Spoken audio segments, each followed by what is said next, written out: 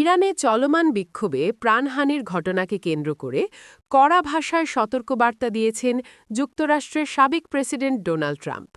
তিনি বলেছেন, ইরান সরকার যদি বিক্ষোভকারীদের ওপর হামলা চালিয়ে হত্যাকাণ্ড চালায়, তাহলে যুক্তরাষ্ট্র তাদের রক্ষায় এগিয়ে আসতে পারে।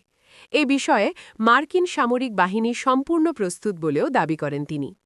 শুক্রবার নিজের সামাজিক যোগাযোগ মাধ্যম ট্রুথ সোশ্যালে দেওয়া এক পোস্টে ট্রাম্প এসব কথা বলেন। তিনি অভিযোগ করেন, শান্তিপূর্ণ আন্দোলনকারীদের ওপর গুলি চালানো ইরান সরকারের পুরনো অভ্যাস।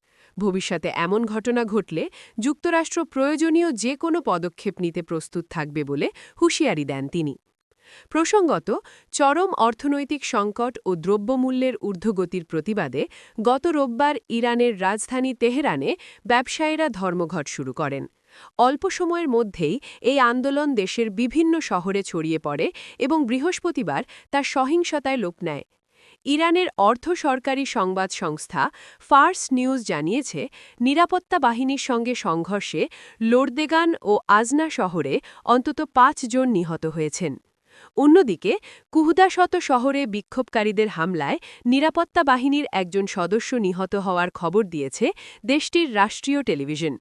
বিশ্লেষকদের মতে, দীর্ঘদিনের পশ্চিমা নিষেধাজ্ঞা এবং গত বছরের জুন মাসে ইসরায়েল ও যুক্তরাষ্ট্রের বিমান হামলায় ইরানের পারমাণবিক ও সামরিক স্থাপনা ক্ষতিগ্রস্ত হওয়ায় দেশটির অর্থনীতি গভীর সংকটে পড়েছে।